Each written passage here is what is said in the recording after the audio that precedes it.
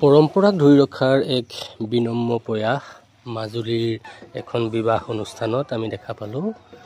এয়া দৰা মাজুলীৰ ঐতিহাসিক ৰাওনাপাৰৰ ওচৰৰে বিহিমপুৰ গাঁৱৰ পৰা নতুন চামগুৰি সত্ৰৰ কইনা ঘৰলৈ আহিছে।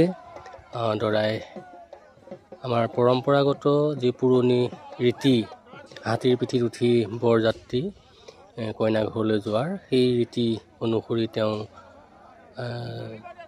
কইনা ঘৰলৈ হাতীৰ পিঠিত উঠি আহিছে। আপোনালোকে মন কৰিছে, সঁচাকৈ এটা ভাল লগা দৃশ্য। সকলোৱে এই দৃশ্য চাই যথেষ্ট আপ্লুত হৈছে। তেওঁলোকে সুন্দৰভাৱে হাতীটোক সজাই পৰাই লৈ অহা দেখা গ'ল। সঁচাকৈ ভাল লাগিল। অৱশ্যে বহুতে ক'ব এয়া বৰ্তমান সময়ৰ লগত প্ৰাসংগিক নহয়, কিন্তু আমি আমাৰ পৰম্পৰাকো জীয়াই ৰাখিব লাগিব। গতিকে তেওঁলোকে এই কাম কৰিছে। দৰা যথেষ্ট উচ্চ শিক্ষিত আৰু বাহিৰত তেওঁ কৰ্মৰত, ভাল পদবীত আছে। গতিকে তেওঁ নিজৰ যি অতীত, সেই অতীতক জীয়াই ৰখাৰ যি পৰম্পৰা, সেই পৰম্পৰাক জীয়াই ৰখাৰ এক প্ৰয়াস, এই হাতীটো